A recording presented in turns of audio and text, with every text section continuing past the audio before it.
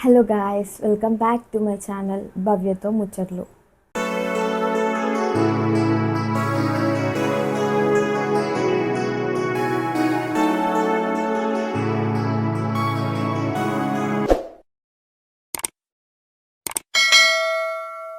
మంచి మంచి రెస్పాండ్ అయితే వస్తుంది మీ నుండి. ఇంకా చాలామంది అయితే డౌట్స్ అడుగుతున్నారు, అక్క అది ఏంటి అని. నీకు చాలా విషయాలు ఉన్నాయి మాట్లాడుకునేటి. సో ఇలానే మంచిగా సపోర్ట్ చేయండి. ఇంకా మంచి మంచి వీడియోస్తో అయితే మీ ముందుకు వస్తాను. ఆల్రెడీ థంబ్నెయిల్ చూసే ఉంటారు కదా, నార్మల్ డెలివరీ టిప్స్. ఈ వీడియో కోసం అయితే చాలామంది అయితే ఎదురు చూస్తారు. చాలామంది కామెంట్స్లో కూడా అడుగుతున్నారు. ఇంకా అందరైతే అడుగుతున్నారు, అక్క డెలివరీ డేట్ ఎప్పుడు ఇచ్చారు, డెలివరీ డేట్ ఎప్పుడు ఇచ్చారు అని. ప్రతిదీ వీడియోలో అయితే మాట్లాడతాను, ప్రతిదీ లాస్ట్లో చెప్తాను. ప్రజెంట్ అయితే నార్మల్ డెలివరీ టిప్స్ గురించి మాట్లాడుకుందాం. ఫస్ట్ నార్మల్ డెలివరీ టిప్స్ ఏంటి అంటే, ఫస్ట్ మనమైతే చాలా కాన్ఫిడెంట్గా ఉండాలి. ఇంకా డాక్టర్ అడ్వైస్ మెయిన్గా, ఫస్ట్ డాక్టర్ అడ్వైస్ మాత్రం తీసుకోవాలి.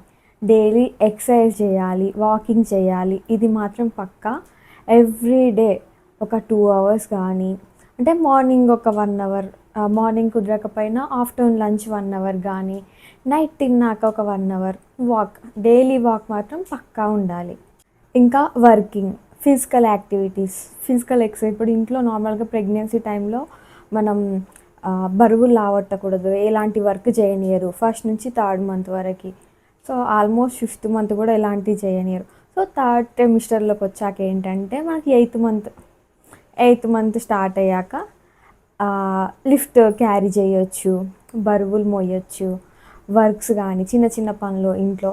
సో అలా చేయడం వల్ల మనకి ఎక్సర్సైజ్ అవుతుంది, బాడీ కూడా కొంచెం స్ట్రెస్ ఫీల్ అవుతుంది, బాడీకి కూడా వర్క్ ఇచ్చినట్టు అవుతుంది. మెయిన్గా 9 టిప్స్ అయితే ఉన్నాయి నార్మల్ డెలివరీకి. ఫస్ట్ వచ్చేసి ఏంటంటే కాన్ఫిడెంట్. ఫస్ట్ది be comfortable with your doctor. ఏంటంటే డాక్టర్కి అన్నీ చెప్పచ్చా లేదా, ఫస్ట్ మనం ఏంటంటే ఓపెన్ అప్ అవ్వాలి డాక్టర్ దగ్గర. నీకు ప్రాబ్లం ఏముంది, అన్ని క్వైరీస్కి ప్రతి ఒక్కటి ఆన్సర్ చేస్తాడు డాక్టర్కి. ప్రతి ఒక్క క్వైరీ అడగాలి. మనం అడగకపోతే డాక్టర్ మాత్రం ఏం చెప్పరు. అలా అవుతుంది, అరే నాకు అలా అవుతుంది, డాక్టర్కి చెప్తే ఏమనుకుంటారు, మన పక్క వాళ్ళు, మనతో వచ్చిన వాళ్ళు ఏమనుకుంటారో అలా మాత్రం అస్సలు అనుకోకూడదు. మనకు వచ్చిన క్వశ్చన్స్ మాత్రం క్లియర్ చేసుకోవడం చాలా బెటర్. డాక్టర్ దగ్గర అన్నీ ఓపెన్ అప్ ఉండాలి.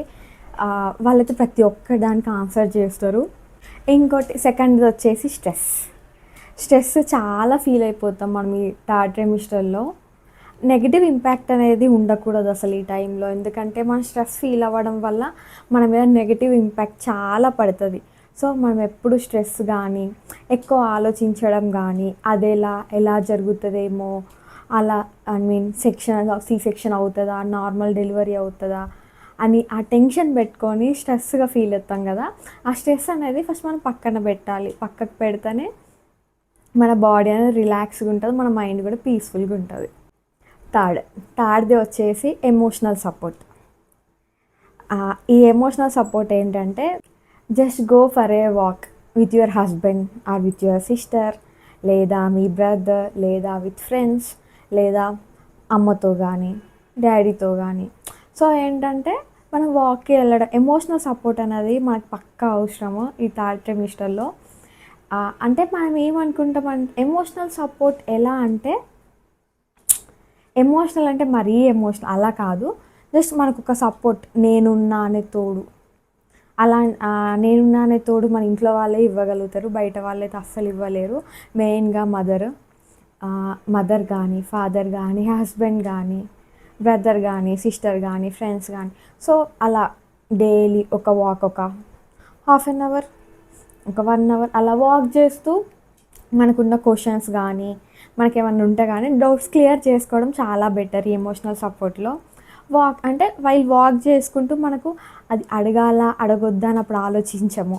అంటే ఫ్రెండ్స్లా మూవ్ అవుతాం కాబట్టి వైల్ వాక్లోనే మీకు వచ్చిన డౌట్స్ అన్నీ క్లియర్ చేసుకోవచ్చు ఎమోషనల్ సపోర్ట్ వల్ల. ఫోర్త్ వచ్చేసి హైడ్రేషన్ ఏంటంటే, take liquid more than 3 or 4 liters per day.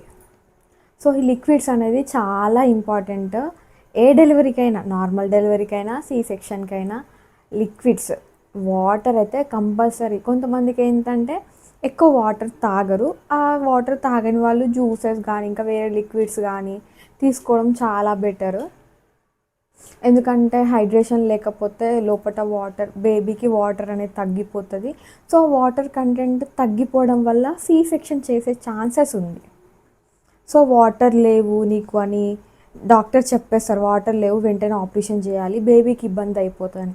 So మెయిన్గా వాటర్ కంటెంట్, బాడీకి హైడ్రేషన్ అనేది చాలా ఇంపార్టెంట్. ఇంకోటి ఏంటంటే బాడీ అనేది హైడ్రేషన్ ఉండాలి. ఇంకోటి ఏంటంటే బాడీ అనేది డ్రై అవ్వకుండా చూసుకోవాలి మెయిన్గా ప్రెగ్నెన్సీ టైంలో. ఇంకోటి ఏంటంటే హైడ్రేషన్, లిక్విడ్ కంటెంట్ ఎక్కువ తీసుకోవడం వల్ల మన టిష్యూ స్ట్రెచబుల్ కానీ మజిల్స్ స్ట్రెచబుల్ కానీ చాలా ఫ్రీ అవుతుంది, చాలా ఇంప్రూవ్ కూడా అవుతుంది. ఈ టిష్యూ స్ట్రెచబుల్ కానీ మజిల్ స్ట్రెచబుల్ కానీ ఫ్రీ అవ్వడం వల్ల నార్మల్ డెలివరీ అయ్యే ఛాన్సెస్ ఎక్కువ ఉంటాయి. హైడ్రేషన్ టాపిక్ వచ్చింది కాబట్టి ఇప్పుడైతే నేను మీకు ఒకటి చెప్పబోతున్నా. ఆల్మోస్ట్ నేను ఇంతవరకు ఏ వీడియోలో చెప్పలేదు, షార్ట్స్లో షార్ట్ వీడియోస్లో చాలామంది అడిగారు, అక్క అది ఏంటి నువ్వు వాటర్లో కలుపుకొని తాగుతున్నావు, వాటర్లో మెయిన్గా హైడ్రేషన్ కోసం. ఉమ్మునీరు అంటారు కదా, అదే ఇందాక చెప్పా కదా, ఉమ్మునీరు తక్కువ అయిపోతే డాక్టర్స్ అంటారు సి సెక్షన్కి వెళ్ళిపోవాలి లేకపోతే బేబీకి ప్రాబ్లం అవుతుందని. సో అదే L-arginine గ్రాన్యువల్, ఇది సార్జెస్లో ఇలా వస్తుంది. ఇదైతే నాకు అప్పుడు 74 పడింది, ఇప్పుడు 100 రూపీస్ ఓన్లీ ఒక ప్యాకెట్. ఈ మహా అయితే ఎంత ఉంటుంది అంటే 5 grams ఉంటుంది, 5 grams 3 to 5 grams ఉంటుంది. డైలీ వాటర్లో కలుపుకొని తాగాలి, మిక్స్ చేసుకొని 1 glass ఆఫ్ వాటర్లో కలుపుకొని తాగాలి డైలీ ఒక 3 times. First 1 week 3 times, second week 2 times, third week 1 time. అలా ఇది నేను 2 months నుంచి వాడుతున్నాను. నాకైతే ఫస్ట్ లిక్విడ్ లోపల లిక్విడ్ పర్సంటేజ్ 8% ఉండే, ఇది తాగడం వల్ల నాకు ఇప్పుడు 11 to 12% ఉంది. ఆల్మోస్ట్ చాలా రికవర్ అయింది నాకైతే ఇది. సో చాలామంది అడుగుతున్నారు, అక్క అదేంటో చెప్పవా. సో మీకు కూడా చాలా యూజ్ అవుతుంది ప్రెగ్నెన్సీ వాళ్ళకి. ఉమ్మునీరు తక్కువ అవుతుంది, చాలా హాస్పిటల్లో అయితే చాలా ప్రెగ్నెన్సీస్ వాళ్ళకి ఇదే ప్రాబ్లం ఉంటుంది, ఉమ్మునీరు తక్కువైంది నా హాస్పిటల్ ఈ హాస్పిటల్ తిరుగుతారు కదా. నేనైతే ఇది పైన మెన్షన్ చేస్తాను, ఇక్కడైతే మెన్షన్ చేస్తాను చూడండి, ఫోటో పెడతాను. చెప్తున్నారు కదా ప్రమోషన్ అయితే కాదండి, ఇది నేను వాడాను కాబట్టి మీకు చెప్తున్నా. సో నేనైతే 2 months నుంచి వాడుతున్నా, చాలా బెటర్ రిజల్ట్ ఉంది. చాలామంది అడుగుతున్నారు కదా, అక్క నువ్వు ఏం కలుపుకొని తాగుతున్నావు. షార్ట్ వీడియోలో అయితే అడిగారు, అక్క వాటర్లో ఏం కలుపుకొని తాగుతున్నావు, దేనికి యూజ్ అని. ఇది ఉమ్మునీరుకి అయితే యూజ్ అవుతుంది, బేబీ చుట్టూ వాటర్ ఉంటుంది కదా గ్రోత్ అవ్వనీకి. ఫిఫ్త్ టిప్ ఏంటంటే ఎక్సర్సైజ్ మీకు చాలా తెలిసే ఉంటాయి. బటర్ఫ్లై ఎక్సర్సైజెస్, ఇంకా squared exercise, semi squared exercises అని చాలా ఎక్సర్సైజెస్ ఉన్నాయి ప్రెగ్నెన్సీలో. ఆల్మోస్ట్ అందరికీ తెలుసు, అందరూ చేస్తూనే ఉంటారు. ఇవైతే పక్కా చేయాలి. బటర్ఫ్లై ఎక్సర్సైజ్ తెలిసే ఉంటుంది, ఇక్కడ పైన మెన్షన్ చేస్తున్నా చూడండి, ఫోటో పెడుతున్నా. బటర్ఫ్లై ఎక్సర్సైజ్ వల్ల ఏంటంటే పెల్విన్ బోన్ ఫ్లెక్సిబిలిటీ అనేది చాలా బాగా ఇంప్రూవ్ అవుతుంది. At the same time పెల్విన్ fluid strength కూడా డెవలప్ అవుతుంది. ఎట్ ద సేమ్ టైమ్ చాలా మంచిగా ఇంప్రూవ్ అవుతుంది. ఇంకా ఈ బటర్ఫ్లై ఎక్సర్సైజ్ ఏంటంటే పర్ డే 30 to 40 times చేయాలి పర్ డే. ఇంకా డక్ ఎక్సర్సైజ్ కూడా అందరికీ తెలిసే ఉంటుంది. సో ఇవి మాత్రం పర్ డే 30 to 40 times చేయడం వల్ల మన బ్లడ్ ఉంటుందా ఫ్లడ్ చాలా మంచిగా మూమెంట్ ఉంటుంది బాడీ మొత్తం. ఇంకోటి ఏంటంటే నార్మల్ డెలివరీకి అయ్యే ఛాన్సెస్ కూడా ఉంటాయి ఈ బటర్ఫ్లై ఎక్సర్సైజ్ కానీ డక్ ఎక్సర్సైజ్ కానీ. ఇంకా స్క్వాడ్ అండ్ సెమీ స్క్వాడ్, అవి కూడా నేను ఇక్కడ ఫోటో పెడుతున్నా చూడండి. అది కూడా ఒక 10 to 15 times చేయడం better per day. Daily 10 to 15 times. మీరు మార్నింగ్ లేవగా ఒకసారి, మళ్ళీ ఇంకా ఆఫ్టర్నూన్ తిన్నాక ఒకసారి, నైట్ ఈవినింగ్ సెక్షన్లో నైట్ సెక్షన్ మీకు ఎప్పుడు ఫ్రీగా ఉంటే అప్పుడు చేయడం చాలా బెటర్ ఎక్సర్సైజ్ అనేది. నెక్స్ట్ వచ్చేసి బ్రీతింగ్ ఎక్సర్సైజ్. బ్రీతింగ్ అంటే ఆల్మోస్ట్ అందరికీ తెలుసు, బ్రీత్ ఎక్కువ తీసుకోవడం, ఇన్హేలింగ్ అండ్ ఎక్సైలింగ్ తెలిసే ఉంటుంది ఇలా. సో ఇన్హేల్ అండ్ ఎక్సైల్ చేయడం వల్ల లంగ్ కెపాసిటీ అనేది చాలా బాగా పెరుగుతుంది. అందరికి ఆల్మోస్ట్ తెలిసే ఉంటుంది ఇన్హేల్ అంటే ఏంటి, ఎక్సైల్ అంటే ఏంటి. ఇంకా ఈ బ్రీతింగ్ ఎక్సర్సైజ్ చేయడం వల్ల ఆక్సిజన్ అనేది బాడీ మొత్తం మంచిగా త్రో అవుతుంది. అండ్ ఇంకా బేబీకి కూడా మంచి ఆక్సిజన్ సప్లై అవుతుంది. సెవెంత్ వచ్చేసి హెల్తీ డైట్ కూడా ఆల్మోస్ట్ అందరికీ తెలుసు. ప్రెగ్నెన్సీ టైంలో ఏమేమి తింటామో, లీవీ వెజిటేబుల్స్ కానీ, ఆల్మండ్స్ కానీ, స్పోర్ట్స్ కానీ, నాన్ వెజ్ కానీ, ఇంకా శనగలు కానీ, పెసర్లు కానీ, ఇంకా డ్రై ఫ్రూట్స్ కానీ. సో వీటన్నిటి తీసుకోవడం వల్ల స్టామినా అనేది పెరుగుతుంది. ప్లస్ బేబీ బ్రెయిన్ డెవలప్మెంట్ కూడా చాలా బాగా యూస్ అవుతుంది. ఇంకా బేబీ గ్రోత్ కూడా చాలా మంచిగా ఇంప్రూవ్ అవుతుంది హెల్తీ డైట్ తీసుకోవడం వల్ల. ఎయిత్ వచ్చేసి రెగ్యులర్ వాక్. ఈ వాక్ ఎలా ఉంటుందంటే ఆల్మోస్ట్ మనం ప్రెగ్నెన్సీ కన్ఫర్మ్ అయిన టైంలో ఫస్ట్ మంత్ ఎలాగో తెలియదు, second month. So first 3 months walk చేయొద్దని చెప్తారు, అస్సలు చేయొద్దు ఫస్ట్ 3 months అయితే. సో ఇంకా అలానే 3rd month అయిపోతుంది, 4th month, 5th month, 6th month per day ఒక 45 minutes వాక్ అనేది ఇంపార్టెంట్. సో 3rd month వరకు ఏం చేయం కాబట్టి 4th and 6th month వరకు అయితే ఒక 45 minutes జస్ట్ వాక్ చేయడం.